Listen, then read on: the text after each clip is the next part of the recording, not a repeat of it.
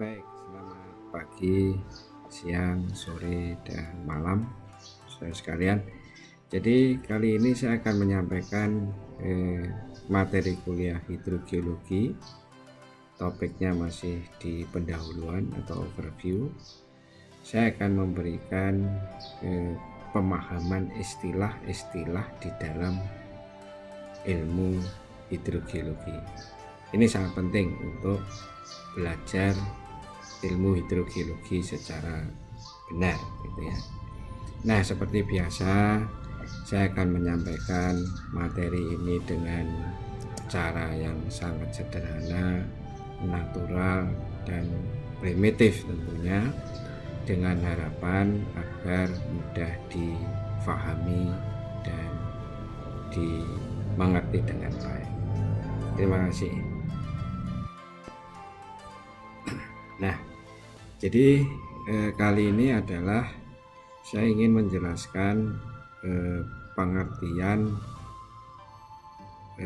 terminologi ya, atau terminologi beberapa istilah yang ada pada sumber daya air.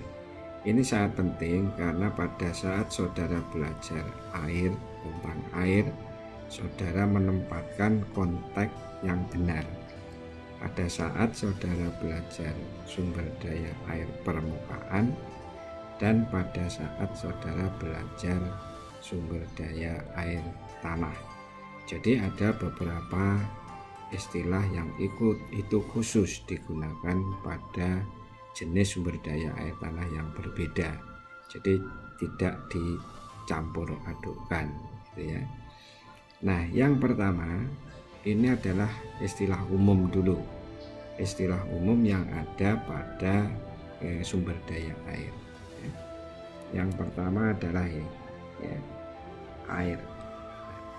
Ini beberapa kali sudah saya sampaikan. Apa yang disebut sebagai air gitu ya. Tentunya semuanya sudah tahu, tetapi tidak semudah itu di dalam mempelajari istilah-istilah teknis gitu ya. Nah, jadi air itu adalah semua air yang terdapat pada, di atas maupun di bawah permukaan tanah. Termasuk dalam pengertian ini adalah ini, air permukaan, air tanah, air hujan, dan air laut yang ada di daratan. Jadi air laut yang ada di daratan, jadi itu hanya sedikit, jadi misalnya lagun atau tambak itu ya. Tapi air lautnya sendiri tidak ikut di dalam definisi air dalam sumber daya air ya. Jadi di sini ada air laut itu tidak termasuk di dalam pembahasan di dalam SDA. Itu ya, jelas.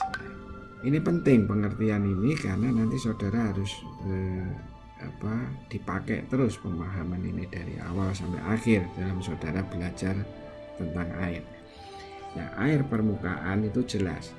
Jadi ada yang air yang ada di permukaan tanah. Kemudian air tanah. Nah, kemarin sudah saya sampaikan bahwa air tanah itu adalah air yang ada di lapisan tanah atau batuan di bawah permukaan tanah pada zona jenuh air. Kata ini harus ada.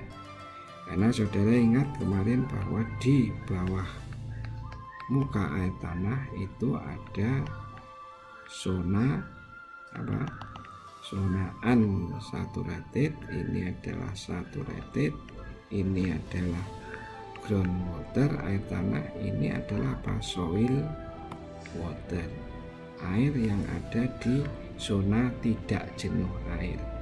Kalau air tanah itu adalah yang ada di dalam zona jenuh air. Sekarang yang disambut sumber air. Nah, sumber air itu tempat atau wadah air alami atau buatan. Jadi yang terdapat pada di atas dan ataupun di bawah permukaan tanah. Jadi baik itu ada di atas maupun di bawah permukaan tanah, baik itu alami maupun buatan, itu adalah sumber air.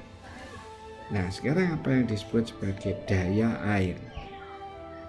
Daya air di sini adalah potensi, ya. Jadi potensi yang tergandung di dalam air atau pada sumber air. Jadi daya air itu air atau sumber air yang dapat memberikan manfaat maupun kerugian. Jadi yang dapat positif maupun yang negatif bagi kehidupan dan penghidupan manusia.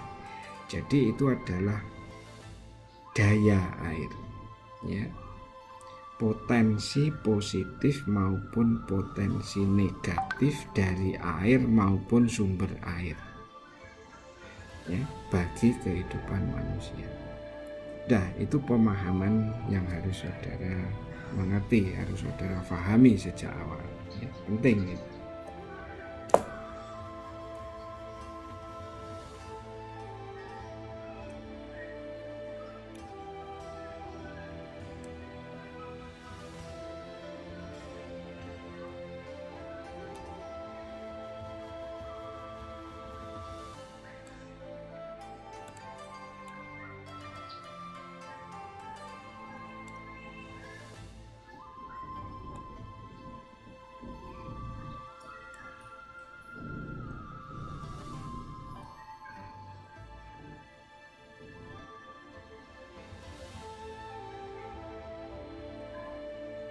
Nah, sekarang pengertian yang kedua, yaitu kalau tadi adalah dalam pemahaman pengertian sumber daya air secara keseluruhan, baik itu air tanah maupun air permukaan. Nah, sekarang ini yang khusus untuk air permukaan. Ini istilah-istilah yang dipakai di dalam air permukaan pada saat saudara berbicara atau mendiskusikan sesuatu yang berkaitan dengan air permukaan. Nah, yang pertama adalah ini, daerah aliran sungai atau das, atau mungkin bahasa Inggrisnya watershed. Ini adalah suatu wilayah daratan yang merupakan satu kesatuan sungai dan anak-anaknya ini, yang berfungsi sebagai penampung, penyimpan, dan mengalirkan air yang berasal dari curah hujan, baik itu ke danau, laut secara alami, ya. Jadi air, ya, wilayah yang merupakan satu kesatuan sungai dan anak-anak sungainya, dan yang paling penting ini mampu menampung, mampu menyimpan dan mengalirkan air yang berasal dari curah hujan. Berarti ini mesti air permukaan, ya. Jadi batasnya itu adalah topografis, ya, dan batas di laut sampai dengan daerah perairan yang masih mempunyai pengaruh aktivitas daratan. Nah, jadi kalau gambar ini saudara lihat, ini adalah sungai-sungainya, ya. Kemudian ini anak-anak sungainya, dan ini adalah ranting-rantingnya kalau pohon, ya. Ini anak-anak sungai, ya, dan semuanya, di mana semua ini yang ada di sini dalam batas ini. Nah, air itu masuk ke dalam sungai utama. Jadi batasnya itu adalah batas topografi, jadi atau morfologi. Jadi batasnya itu ada di permukaan, ya, itulah das. Jadi kalau saudara lihat ini, maka das ini adalah wadahnya air permukaan, ya, wadahnya surface water. Itulah yang disebut sebagai das. Ya. Nah, gambar di samping ini lebih jelas.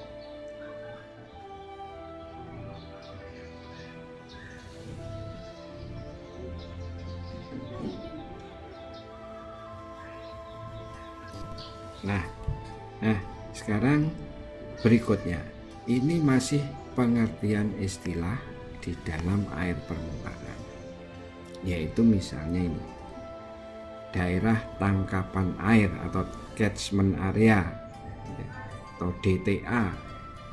Itu adalah suatu wilayah di dalam das yang berfungsi sebagai penangkap air hujan, menyimpan dan mengalirkan ke dalam das. Jadi daerah tangkapan air. Jadi kalau saudara nanti bicara catchment area atau daerah tangkapan air, itu artinya yang saudara bicarakan itu adalah air permukaan. Yang saudara tangkap itu adalah air hujan. Yang dialirkan dan disimpan itu adalah air permukaan. Ya. Jadi kalau saudara bicara hidrogeologi air tanah, jangan bicara atau menggunakan istilah daerah tangkapan air atau catchment area. Jadi catchment area daerah tangkapan air itu adalah istilah di dalam air permukaan. Nah, juga demikian juga ini hulu, ya. Kemudian hilir, ya. Ada upstream, ada downstream. Ada daerah hulu, daerah hilir, daerah tengah atau middle stream. Itu adalah sekali lagi wilayah atau daerah yang dibagi secara morfologis, kaitannya dengan das. Kalau upstream itu daerah atas atau hulu. Kalau downstream itu bagian bawah dari suatu das atau bagian hilir. Ya, jadi ingat itu. Jadi kalau saudara menggunakan hulu, hilir atau upstream, downstream, middle stream, itu daerah yang pembagiannya itu secara morfologi dan berada di dalam suatu das.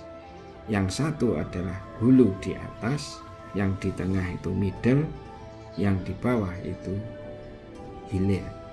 Jadi dalam air tanah nanti tidak ada daerah hulu dan daerah hilir. Nah, yang kemudian yang berikutnya ini penting. Daerah resapan air atau infiltration area itu sebetulnya istilah yang pure, sangat jelas, itu digunakan oleh orang-orang hidrologi, belajar hidrologi atau air permukaan, yaitu daerah yang secara hidrologis mampu meresapkan air ke dalam tanah. Jadi apa? Ingat ini nanti ya, secara hidrologis mampu meresapkan. Jadi ini adalah sebuah proses. Jadi kalau saudara nanti lihat suatu daerah secara hidrologis dia meresapkan air, maka itulah infiltration area. Nanti akan saya bandingkan dengan daerah imbuhan air tanah. Itu berbeda, ya. Ya, jadi sekali lagi ini adalah istilah yang ada pada air permukaan. Jadi tadi ada das, ada TTA, ada daerah hulu, hilir, resapan air atau infiltration area. Itu adalah istilah-istilah yang digunakan pada air permukaan. Nah, ini gambar yang menggambarkan menjelaskan tadi, ya. Ini sudah lihat. Ini adalah hulu, daerah upper, ya. Kemudian ada daerah tengah atau middle atau daerah hilir, ya. Hulu, hilir, tengah. Itu semua menggambarkan pembagiannya adalah secara morfologis, ya, berkaitan dengan das. Jadi berdasarkan atau pembagian ini adalah untuk air permukaan. Jadi nanti di dalam pembahasan air tanah itu tidak menggunakan istilah ini. Itu ya.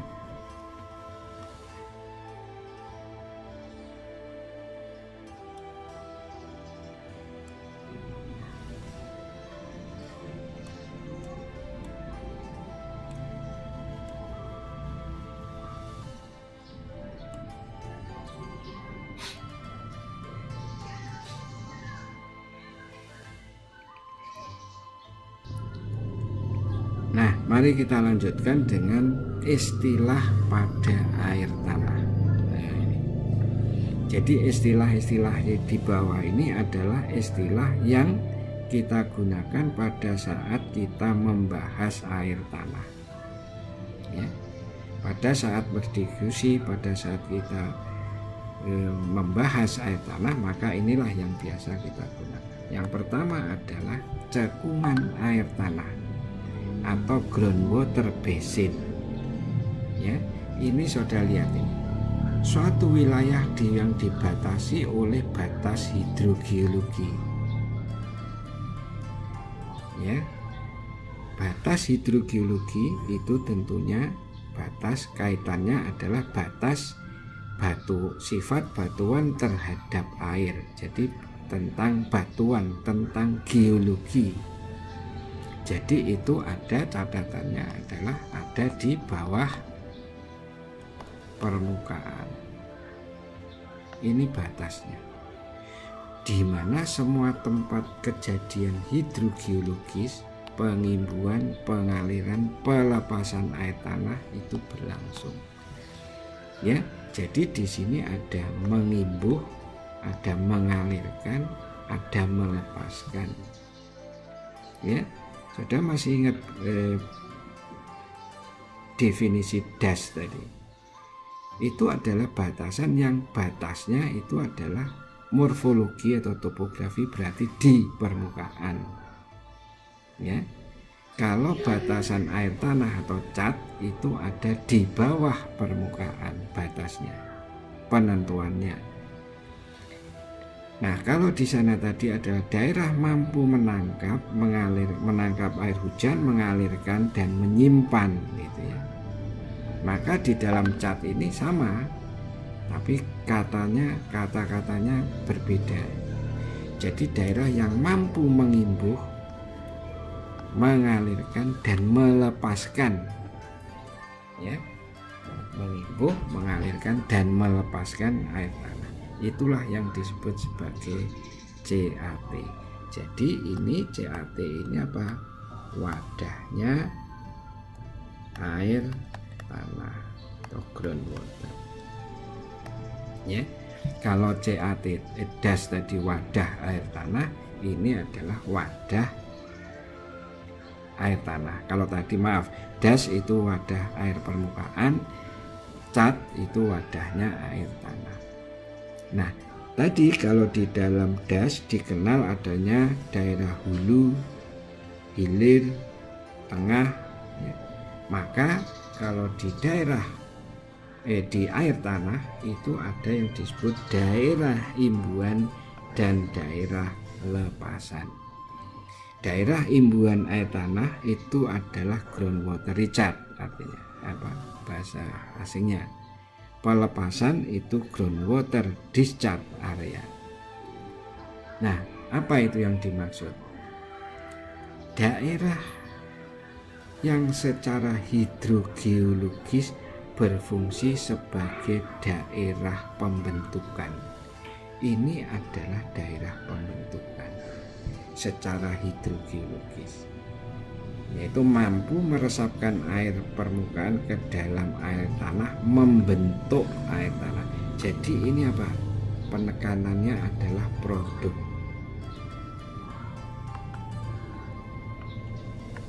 Tuh hasilnya. Saudara masih ingat tadi infiltration area atau daerah infiltrasi atau peresapan. Itu daerah yang secara hidrologis mampu meresapkan ya, air tanah, air hujan atau air permukaan ke dalam tanah. Jadi apa fokusnya? Proses. Daerah yang mampu meresapkan itu proses. Kalau recharge area, daerah imbuhan air tanah itu adalah daerah yang mampu membentuk air tanah.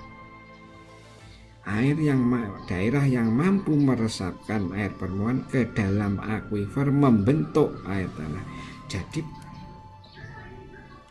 penekanannya itu produk atau hasilnya ya, beda ya. Jadi dengan infiltrasi dan imbuhan itu berbeda. Kalau infiltrasi itu yang secara hidrologis meresapkan, tapi kalau daerah imbuhan itu secara hidrogeologis mampu membentuk air tanah. Nah, jadi apa nanti kesimpulannya ya, kesimpulannya adalah daerah imbuhan atau recharge area itu pasti infiltration area. Tapi infiltration area itu belum tentu recharge area. Paham ya? Jadi kalau recharge area itu pasti daerah infiltrasi karena daerah yang mampu meresapkan dan kemudian membentuk air tanah, maka itu imbuhan air tanah. Tapi kalau infiltration area toh itu belum tentu recharge area, karena belum tentu infiltrasi area itu membentuk air tanah. Kalau hanya meresapkan kemudian di atas dia tidak membentuk air tanah, maka itu bukan recharge area. Itu ya. Nah, sekarang ini daerah lepasan atau groundwater discharge itu adalah secara hidrogeolosis berfungsi sebagai pengumpulan dan pelepasan air tanah ke permukaan.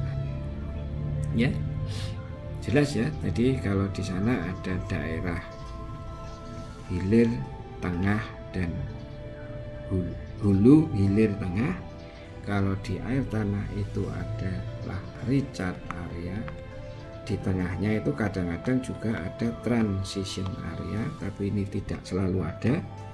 Di beberapa CAT atau groundwater basin itu bisa ada, tapi bisa juga tidak.